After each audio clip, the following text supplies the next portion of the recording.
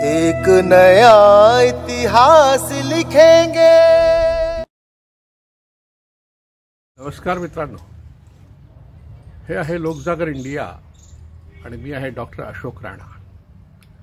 आपण भूतांच्या भेटीगाठी या कार्यक्रमाच्या अंतर्गत दर आठवड्यात एकदा भेटत असतो। संपूर्ण भारतामध्ये भूतानविषयीच्या ज्या संकल्पना रूढ आहेत त्या संकल्पनांच्या माहिती देऊन भूत नावाच्या कोणत्याही प्रकारच्या गोष्टीचं अस्तित्व नाही आहे हे सिद्ध करण्याचा प्रयत्न आपला या कार्यक्रमाच्या अंतर्गत होत असतो। आज आपण याच प्रयत्नाच्या अंतर्गत चेडा आणि चाळा या दोन प्रकारच्या भूतांची माहिती पाहणार आहोत। चेडा हा शब्द तसा भारतभर बऱ्याच राज्यांमध्ये प्रचलित आहे, एक भूताचा प्रकार म्हणूनही आणि एक संकल्पना म्हणून।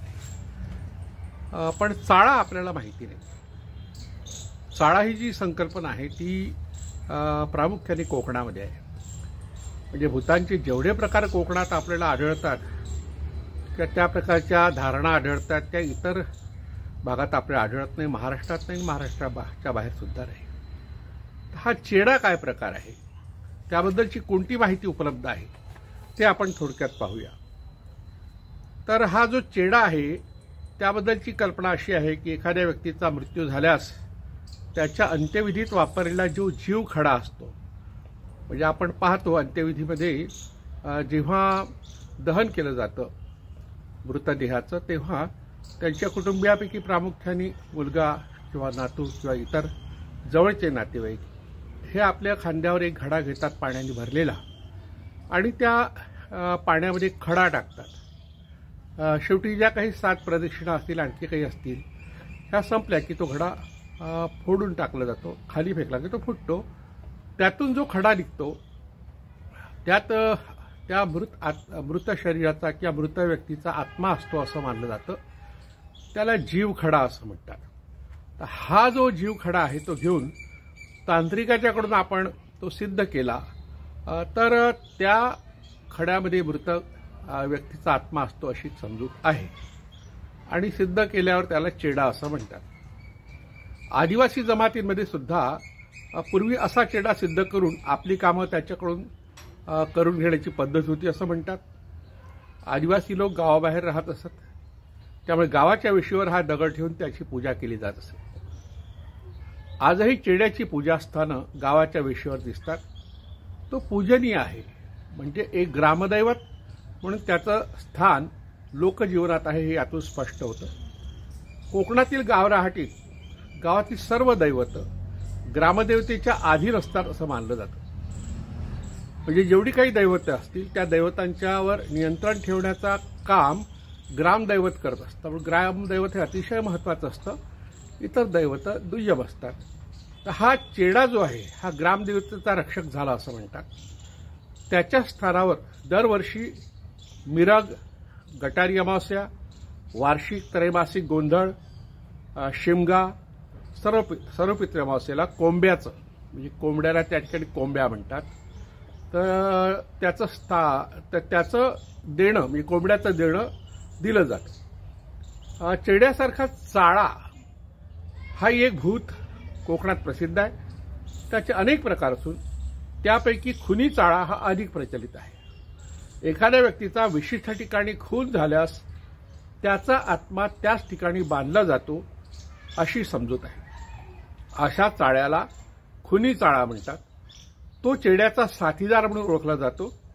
त्याच्या नावाचा दगड त्या ठिकाणी ठेवून त्याला सुद्धा चेड्याप्रमाणे कोंब्याचे देणे व तिखटाचा नैवेद्य दाखवून प्रसन्न केले जाते। आता तिखटाचा नैवेद्य हा जो शब्द या ठिकाणी वापरला जातो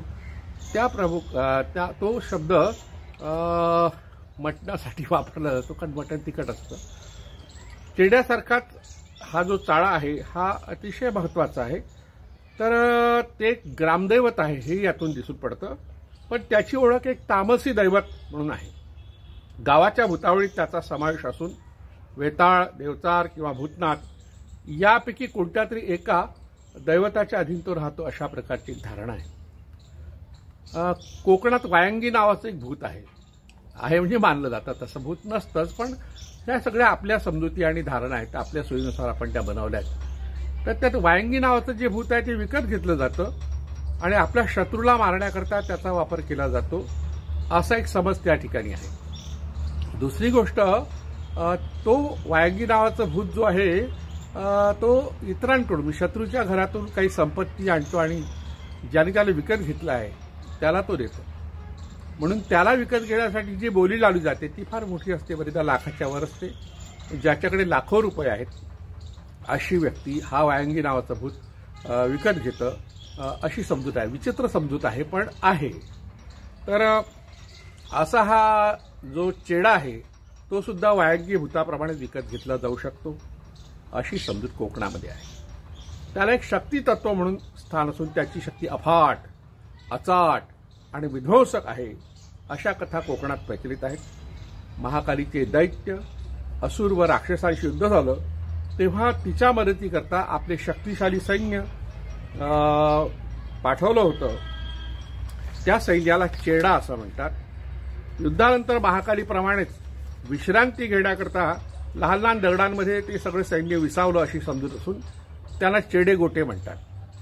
ते शक्तीच्या संरक्षण सेनेत सामील झाले, त्यामुळे शक्ती अर्थात आदिमायेच्या शक्तिपीठात देवीचे संरक्षक म्हणून त्यांना सन्मान मिळाला. या माहितीवरून चेडा हा एक क्षेत्रपाळ दैवत आहे हे दिसून येतं.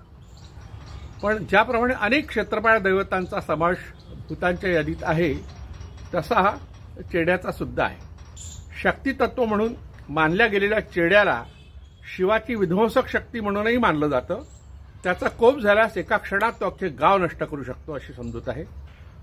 5 तत्वे म्हणजे पंचमहाभूत, पृथ्वी, आप, तेज, वायू आणि आकाश, आणि 10 दिशांमध्ये, ह्या 5ही तत्वामध्ये, ज्याला पंचमहाभूत म्हणतात त्यामध्ये आणि आकाशामध्ये 10 दिशा. 10 दिशा म्हणजे पूर्व, पश्चिम, उत्तर, दक्षिण आपल्याला माहिती आहे, पण नैऋत्य, वायव्य, आग्नेय आणि ईशान्य या आणखी 4 म्हणजे 8, आणि वर आणि खाली, ऊर्ध्व आणि अधर, अशा प्रकारे 10 दिशा ह्या मानल्या गेल्या आहेत. आणि 10ही दिशामध्ये ह्या चिड्याचा संचार असतो असं मानलं जातं. त्यामुळे त्याच्याकडे मोठी शक्ती आहे, तो कोणाच्या हातात लागत नाही, अशा प्रकारची एक श्रद्धा कोकणात आहे. तिला आपण अंधश्रद्धाही म्हणू शकतो. परंतु ज्याला तो प्रसन्न होतो त्याचा सांभाळ आपल्या लेकरासारखा करतो. एखादा कुटुंब प्रमुख ज्याप्रमाणे कुटुंबातील सर्वांना सांभाळतो तसा हा चेडा सर्वांना सांभाळतो. आईची माया आपल्या उपासकांना देतो. आणि जेव्हा एखादं संकट आलं कुटुंबातल्या व्यक्तीवर तेव्हा त्याला स्वप्नात येऊन काही विशिष्ट सूचना देऊन पूर्वसूचना तो देतो. त्याला चाडी देणे म्हणतात. चाडी देऊन किंवा स्वप्नात येऊन तो लेकरांना संकटाची पूर्वसूचना देतो, अशी श्रद्धा कोकणात आहे. संकटातून बाहेर काढणे आणि मेहनतीचे फळ त्यांना देणे, जेवढे कष्ट आपण करतो त्याचं यश, त्याचं फळ प्रत्येकाला मिळालं पाहिजे, अशा प्रकारची काळजी चेडा घेतो. म्हणून त्याचं एक फार महत्त्व आहे. चेड्याचे काही प्रकार सांगितले गेले आहेत. 52 प्रकार आहेत ते. तर एकमुखी, पंचमुखी, द्वादशमुखी, कोलवणी, बंगाली, निर्वशी, पाताळी, अघोरी, पैलवानी, स्मशान चेडा, काळू, बाळू, लमाणी, तेलीप बाबा, 7मुखी, 11मुखी, वेताळ, मुंजाबा, कोकणी, पिशाच्य, भूताळ, पिशाच्यबाई, चेडोबा हाही एक चेड्याचा प्रकार आहे. पित्री, कैकाडी बाबा, गोंजी बाब, मांगीर बाबा, गंगाजी, भैरवी, भैरविनी, मयाशा, सरपंच, अदृश्य, त्रिमुखी, पिंडी बाबा, समित्री, शैव, शाक्तिक, बालागी, पीर, धावजी, धावजी पाटील हा चेड्याचा एक प्रकार आहे. गाडीवान बाबा, वैष्णव, भानामती, वीर, लिंबाजी, रुद्रमोखस्या, अम्याशा, तेली, खवीस मुस्लिम, खवीस हे भूत मुस्लिमांमध्ये आहे म्हणून तोही चेड्याचा एक प्रकार आहे. झोटिंग, झोटिंग हे सुद्धा एक विशिष्ट जातीचं, विशेषतः कुणब्याचं भूत आहे. तर अशा प्रकारे त्या प्रत्येक भूताच्या नावापुढे चेडा हा शब्द जोडला गेला आणि पुढे ते एक दैवत म्हणून लोकांपुढे आलं. पण या चेड्याला आपण संतुष्ट केलं तर तो दुसऱ्याची संपत्ती खेचून आणतो आणि आपल्या उपासकांना देतो, अशी एक समजूत कोकणामध्ये आहे. वायंगी भूतासारखंच त्याचं हे कार्य आहे. अशा समजुतीमुळे जे स्वतःला मांत्रिक तांत्रिक म्हणवतात असे भोंदू लोक हे पैसे उकळण्याचं काम करतात सर्वसामान्य माणसांकडून, अर्थात ज्यांच्याकडे भरपूर पैसे आहेत त्यांच्याकडून सुद्धा तो उकळतो आणि मग त्या चेड्याला अनुकूल करून घेण्याचं नाटक करतो. आता हा काही काळापुरताच फक्त काही लोकांपुढे राहतो. काही पिढ्या, पहिली पिढी, दुसरी पिढी, पाचवी पिढी, 10वी पिढी, 50 पिढ्या, अशा तऱ्हेने त्याला कंटिन्यू, म्हणजे आपण एखादं लायसन्स रिन्यू करतो तर त्या चेड्यालाही रिन्यू करावं लागतं आणि मग त्याला त्यानुसार मानपान द्यावं लागतो. विशिष्ट मुदतीसाठी तो एखाद्या पिढीच्या ताब्यात असतो व त्याचा मानपान त्यानुसार ठरवलं जातं. मूळ गादी म्हणजे आदिमायेचं जे स्थान आहे, ठाण आहे, त्याला मूळ गादी म्हणतात. त्यातला एक चेडा असतो आणि काही चेडे विकत बाहेरून आणले जातात. तर त्याप्रमाणे 2 प्रकारचे चेडे हे कोकणामध्ये अस्तित्वात आहेत. मूळ गादीतील आणि बाहेरील असे चेड्याचे 2 प्रकार मानले जातात. पण तो मूळ गादीतील चेडा जो आहे तो मानपानासाठी अडत नाही, कारण त्याला कोंबडं दिलं नाही दिलं काही फरक पडत नाही, त्याच्याही दुसरं काही दिलं तरी चालतं. पण बाहेरचा चेडा जो आहे त्याचे सारे लाड मात्र पुरवावे लागतात, अशी समजूत कोकणात आहे. चेडा हा आदिमायेचा संरक्षक असल्यामुळे सर्व कुलदेवी व गावदेवीजवळ त्याची स्थापना केली जाते. कुलदेवी व गावदेवीची सेवा केली की तिच्या आज्ञेनुसार चेडा, खुनीचाळा किंवा म्हारक्या, वेताळ इत्यादी संरक्षक देवतेही त्याला मदत करतात, परंतु त्याची माहिती आपणास नसते. चेडा नावाचं एक गाव सुद्धा महाराष्ट्राच्या नंदुरबार जिल्ह्यातील नवापूरजवळ आहे. चेडा या शब्दाचा हिंदी भाषेतील अर्थ काप किंवा तुकडा असा होतो. काही भागातील देवीचे नाव सुद्धा चेडा असं आढळते. तिला आदिशक्तीचं रूप मानलं जातं. तिच्याविषयी प्रचलित कथेनुसार ती एका ब्राह्मणाची मुलगी होती. एका शूद्राच्या स्पर्शाने ती लुप्त झाली आणि भूमातेने तिला आपल्या पोटात घेतलं. चेडा देवीच्या या कथेतून ती भूमाता म्हणून मानली गेली असावी हे सिद्ध होतं. चेड्याची बाधा झाली की चेडा लागला असं म्हणतात. त्यावरून मागे लागलेल्या व्यक्तीला चेडा असं म्हणतात. खोडकर, चिडवणारी, त्रास देणारी व्यक्ती ही चेडा म्हणून हिणवली जाते. त्यातूनच चेडे आडनाव प्रचलित झालं असावं. एखादी वस्तू फाडणे, चिरणे किंवा तुकडे करणे या अर्थानेही चेडा हा शब्द वापरला जातो. चेडा नावाची गावं महाराष्ट्र आणि गुजरातमध्ये आहेत. या शब्दाशी साधर्म्य साधणारे चाडा नावाचे गाव तेलंगणा राज्यात असून तेथे झालेल्या पुरातात्विक उत्खननात प्राचीन बौद्ध शिल्पे प्राप्त झाली आहेत. त्यामुळे ते एक बौद्ध स्थळ म्हणूनही प्रचलित आहे. लहान मुलांना घाबरण्याकरता चेडा या भूताची भीती घातली जाते. सटवाई, जखीड, मुंजा, मुंजोबा, मसोबा, मसाई या भूताप्रमाणे त्याच्याही कथा ग्रामीण भागात सांगितल्या जातात. मुलांनी रात्री घराबाहेर खेळायला जाऊ नये म्हणून ते रात्री रस्त्यावर भटकत असतं असं सांगितलं जातं. काही कथांमध्ये ते विनोदी किंवा उपद्रवी भूत म्हणून चितारलेलं आढळतं. कुणी रात्री विहिरीपाशी किंवा झाडाखाली गेल्यास चेडा लागतो असं म्हणतात. संत तुकारामांनी नरसिंग चेडा या शब्दाने नरसिंहाला संबोधलाय. ते का संबोधलाय ते आपण पुढच्या भागात पाहू.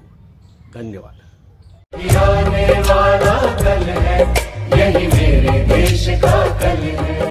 एक नया इतिहास